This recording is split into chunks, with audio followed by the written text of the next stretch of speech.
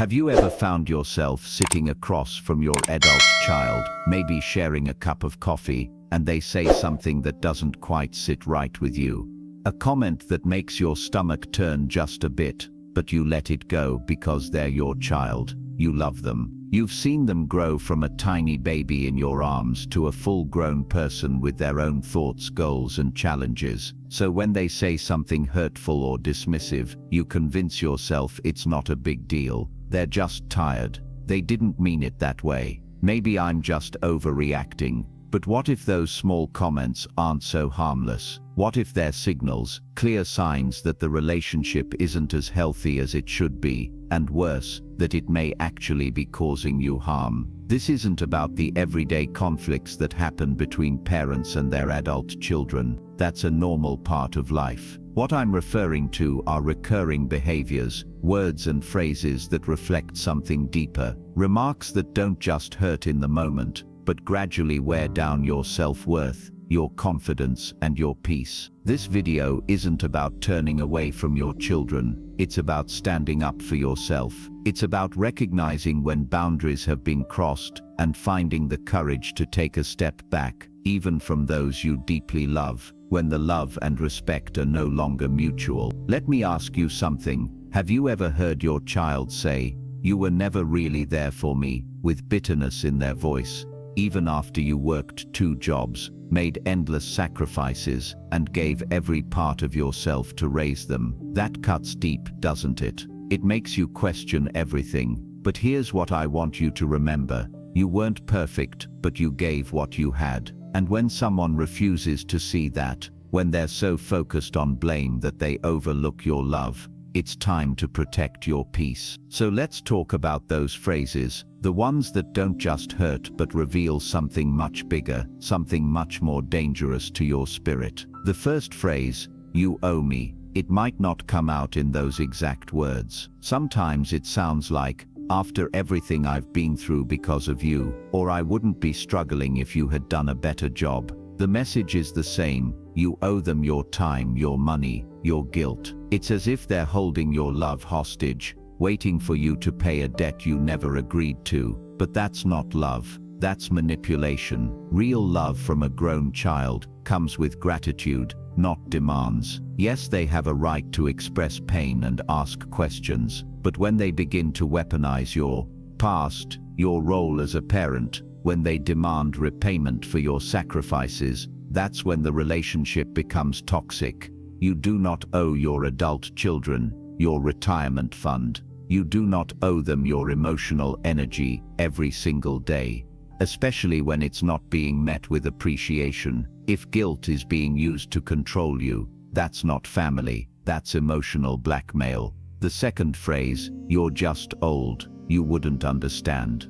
Now this one hurts in a quieter way. It's not shouted, it's subtle, but it cuts deep, because suddenly it's like your entire life, your wisdom, your experiences, your lessons, counts for nothing. You've lived through things your child can't even imagine. You've endured wars, recessions, heartbreak, loss, joy, and miracles. And all of that is dismissed with one word: old. Let me tell you something right now. Your age is not a weakness, it is your power. You've survived what others may never even face, and that deserves respect, not dismissal. When your own child uses your age to silence you, to ignore your insight or experience, they're not being modern or progressive, they're being disrespectful, and you don't have to accept that. You have every right to speak, every right to guide, every right to be heard, especially when it comes from love. Age is not a weakness, it's a strength. And if someone you raised forgets that, it's not your job to convince them, it's your job to protect your worth. Sometimes protecting your worth means stepping back, emotionally, or even physically, until they remember who you are and everything you've given. Now the third phrase that should raise every red flag in your heart is this: "If you don't help me, I'll figure it out without you." At first, it might sound independent, even admirable, but listen closely. What's the tone behind it? Is it said with maturity and strength, or is it a quiet threat? Is it a sign of self-reliance, or an ultimatum designed to pressure you into doing what they want? Too often, adult children use this kind of language as a tool for manipulation. They create false choices. Either you give them what they want, or they cut you off. And as a parent, that's terrifying. The fear of being shut out, of losing connection, of no longer being needed, can make you give in again and again. But that kind of dynamic, that's not built on love. It's built on fear, and real love is never a threat. Sincere love sounds like, I need your help, and I appreciate it. Not give it to me, or I'll leave. If your child only comes close when they need something, if their warmth, their affection, their interest depends on what you provide, then what you have isn't a relationship, it's a transaction, and you, dear soul, are worth far more than that. You've spent decades building your life, your home, your memories. This chapter of your life is meant to be peaceful. It's meant to be filled with rest, joy, meaning, and genuine connection, not demands, pressure, or walking on eggshells. And I know it's not easy to walk away, even emotionally, not from someone you love with your whole heart. It goes against every instinct you've had as a parent, but sometimes love means saying enough. Sometimes protecting yourself is the most loving thing you can do, because it teaches the other person how to treat you. It sets a boundary that says, I will not be hurt like this anymore. You're not abandoning your child by drawing a line. You're reminding them that respect goes both ways, that your value doesn't fade with time, that your love is a gift, not a debt to be collected. And I promise you, the moment you reclaim your dignity, the moment you stop tolerating disrespect, even when it comes from family, you will feel lighter, freer, stronger. Now let's keep going, because there are more phrases to talk about, and each one reveals something powerful, not just about how we're being treated, but about what we truly deserve. You see, when someone you love starts treating you like an afterthought, when their words carry more control than care, it's not just disappointing, it's draining. And if that someone happens to be your own child, it's a heartbreak that very few people talk about. But you are not alone, and your feelings are valid. The next phrase to be cautious of is this: you're the reason I turned out this way. Now listen, every parent makes mistakes. That's part of being human. There is no perfect mother, no perfect father. Even the most loving, selfless parents have moments they wish they could change. But when an adult child repeatedly blames you for who they are today, and never takes responsibility for their own choices, it becomes a toxic cycle of blame. You might hear it in moments of conflict, or when they're struggling with life. They might say, if you had been more supportive, I wouldn't have anxiety, or if you'd raised me differently, I'd have a better life now. And yes, because you're a parent, those words hit hard. You start revisiting old memories. You question every decision you made, every time you said no, every sacrifice you made, believing it was the right thing. But here's the truth: you need to hold close to your heart. Raising a child does not mean carrying lifelong guilt for their adult choices. They have free will, they've made their own decisions, and those decisions are theirs to own, not yours to carry. Yes, sometimes blaming you might make your child feel better for a moment. It might give them a sense of relief, like they found the reason for their struggles, but the truth is, it keeps them stuck. It keeps you trapped in a cycle of guilt and shame that isn't yours to carry. You didn't raise a perfect child, just like you weren't a perfect parent. No one is. But if you raised them with love, if you tried your best, if you showed up even on the hardest days, then you did your job. The rest, that's on them. Don't let them hang their life around your neck like a chain. And if, despite your efforts, your patience, your support, your open heart, they still can't have a conversation without dragging you through the past, then maybe it's time to take a step back. Not because you don't care, but because you care too much to keep letting them hurt you like this. Now there's another phrase that sometimes slips out in anger, or worse, in a cold, calculated moment. It sounds like this: "You never really loved me." If you've ever heard your child say those words, pause, take a deep breath, because I know that one sentence cuts deeper than any other. It feels like someone took every hug, every meal you made, every time you waited up late, worried sick, and tossed it all away, like it never mattered. But let's be clear, this phrase, it's not just hurtful, it's cruel. Love isn't always perfect. Sometimes, love doesn't look like what people expect. Maybe you weren't overly affectionate. Maybe life forced you to be strong when all you wanted was to be soft, but you gave what you had. And love isn't measured by grand gestures. It's measured by presence, by consistency,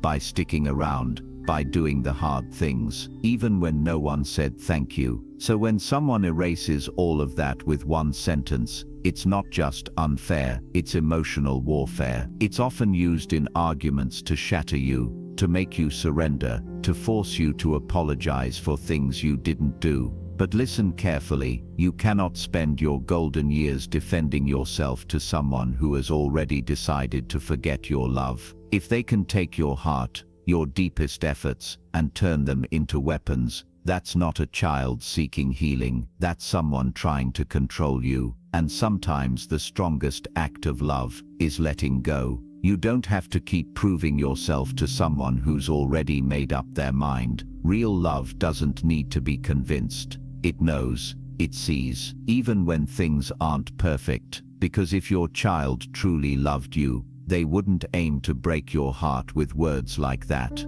They wouldn't want to see you cry. They wouldn't want to be the reason you lie awake in pain. Which brings us to another phrase, one that might seem lighter, less serious, but carries just as much damage. You're just being dramatic. At first it might sound harmless, it might even be said with a chuckle, but make no mistake, it's not a joke. It's dismissal. It's a way to silence you, to make your feelings seem small, exaggerated, or invalid.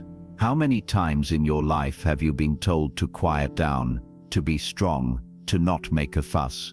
And as you've gotten older, maybe you've noticed people interrupt more, talk over you, smile politely, but don't really listen. So when your own child tells you, you're just being dramatic, it hits differently, because it confirms a painful belief that your emotions don't matter anymore, that your wisdom is outdated, that your voice doesn't belong in the room. But let me say this loud and clear, your voice matters now more than ever. You've lived, you've led, you've endured, you've loved, and your feelings, your stories, are not dramatic. They are full of truth, they are rooted in experience, they are rich with meaning. When someone, especially someone you raised, mocks or minimizes your truth, that's not just disrespect, that's erasure, and you do not have to accept that. You deserve to speak, to be heard, to be respected, without being laughed at, without being silenced. And if the people closest to you can't give you the space to be heard, you are absolutely within your rights to create that space yourself, to step back, to draw a boundary, to say with calm confidence, "No, I will not be dismissed." Because this chapter of your life, it's not about pleasing people who don't value you. It's about standing strong in who you are. It's about reclaiming peace, dignity, and joy. It's about living fully, without carrying the emotional weight of someone else's immaturity. So, as we keep walking through these phrases, I want you to remember, this isn't just about words, it's about patterns. Patterns of disrespect, patterns of emotional control, patterns of subtle, ongoing manipulation. And the moment you start to recognize those patterns for what they are, that's the moment you begin to take your power back. This is not about turning your back on your family. It's about turning your face toward yourself, toward the self-respect, the peace, and the clarity that you've earned. You are not too old to set boundaries. You are not too old to start fresh. You are not too old to say that's enough. And if, while hearing these words, a part of your heart aches, if a memory returns, a look, a sentence, a conversation that made you feel small. Know this, you are not alone. So many parents carry this quiet, invisible pain, but today, you've done something powerful. You've given yourself permission to name it. And soon we'll speak about the final phrases that matter most, because they reveal deep truths about where you stand and how to move forward with strength. Let's keep going. Now, the next phrase might seem innocent on the surface, but underneath, it carries a message that can quietly erode your sense of value. I didn't ask for your opinion. Now, of course, your adult children have every right to make their own decisions. That's part of growing up, and you've probably accepted that. You've learned to step back and let them live their lives. But when they respond with a sharp, cold, "I didn't ask," or worse, "Nobody wants your opinion," it cuts deeper than they realize, because what they're really saying is your wisdom doesn't matter anymore. Your voice isn't welcome here, and that hurts, because you weren't offering advice to control them. You were offering it because you love them, because you've seen more, lived more, and survived more, because you care. And when someone treats that care like an inconvenience, when your presence is only accepted if you stay quiet or agree, that's not respect. That's rejection. That's emotional distancing in disguise. If your child constantly brushes off your thoughts, rolls their eyes at your concerns, or makes you feel like your role in their life is conditional, that's not love. That's control. And no parent, no matter how old, deserves to be pushed to the sidelines of their own family. You are allowed to have opinions. You are allowed to speak your truth, even if they don't follow your advice. They should be able to hear it without contempt. A respectful adult child doesn't have to agree with you, but they should always honor your place in their life.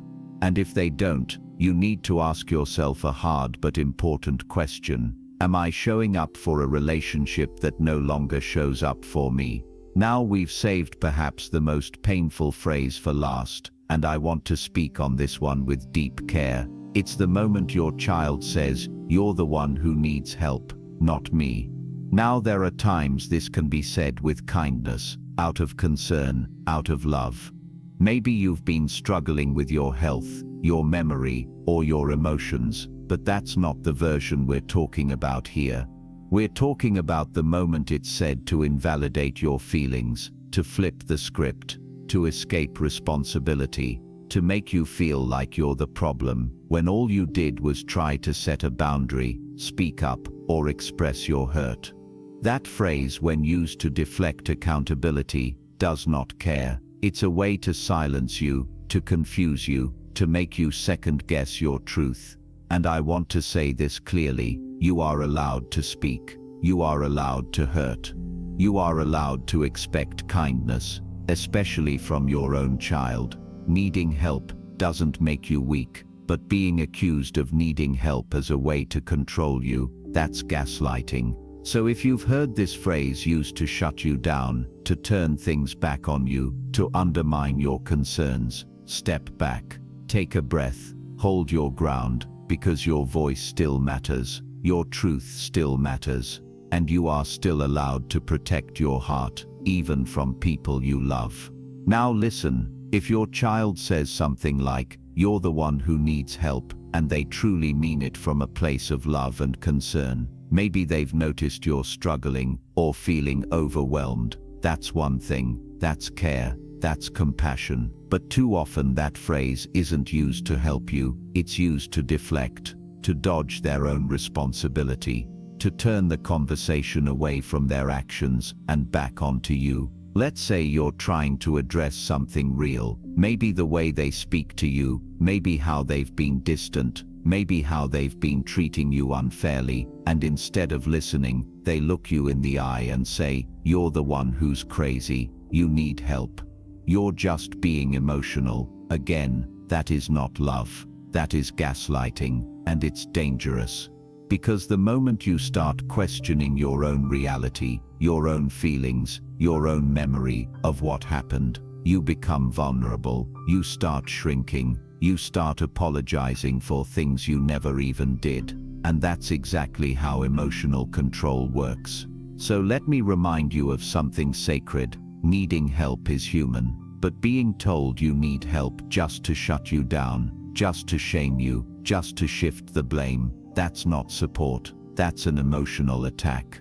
And when it comes from your own child, it cuts deeper than anything else, because they know exactly where your soft spots are. If a conversation leaves you feeling like you've lost your grip on truth, like you're always the one at fault, like your words only matter when they match someone else's story, you have every right to step back. You are not required to stay emotionally available to someone who uses your love against you. And if you're still here, still nodding, still listening, maybe quietly holding back tears, or remembering something that hurt, I want to say something to you, something that may feel long overdue. You deserve respect, not just tolerance, not just polite responses, real respect. The kind that sees your heart, your effort, and your years of sacrifice, the kind that honors your presence, the kind that listens even when it disagrees. Because let's be honest, you are the reason your child is even here today. And I know some of this may have stirred old wounds, maybe even recent ones. Maybe you've been carrying memories you don't talk about with anyone. That's okay. Acknowledging that pain doesn't make you weak. It makes you brave. It means you're finally ready to stop carrying it silently. It means you're ready to start putting yourself first. Not because you've stopped loving your children, but because you've started loving yourself again. So where do you go from here? You begin by honoring how you feel. You stop sweeping things under the rug just to keep the peace. You give yourself permission to draw the line. Maybe that means fewer phone calls. Maybe it means saying no to last-minute demands. Maybe it means having one clear final conversation that begins with "I will not accept being spoken to that way anymore." And maybe in time they'll come around. Maybe they'll see what they couldn't see before. But even if they don't, you will have chosen dignity over damage. You will have chosen peace over people-pleasing. And my friend, that is one of the most powerful decisions you can make at this stage in life. Because you've earned your rest, you've earned your voice, and you deserve to spend your years surrounded by people who value you, not people who question your worth. If this message has spoken to your heart, if it's helped you see things more clearly, I invite you to share your thoughts in the comments below. You never know who might be reading and feeling the exact same pain in silence. And if you found this helpful, please give the video a like and subscribe to Strong Elderly Life. We're here to bring you real, honest conversations, the kind that help you stand taller, live better, and most of all love yourself again. Here's to protecting your peace, to honoring your worth, to walking forward with your head held high, because you are not alone, you are not powerless, you are a person of deep experience, of wisdom, of love, and you deserve a life that reflects that. Here's to living your best life at any age. I'll see you in the next video. Until then, stay strong.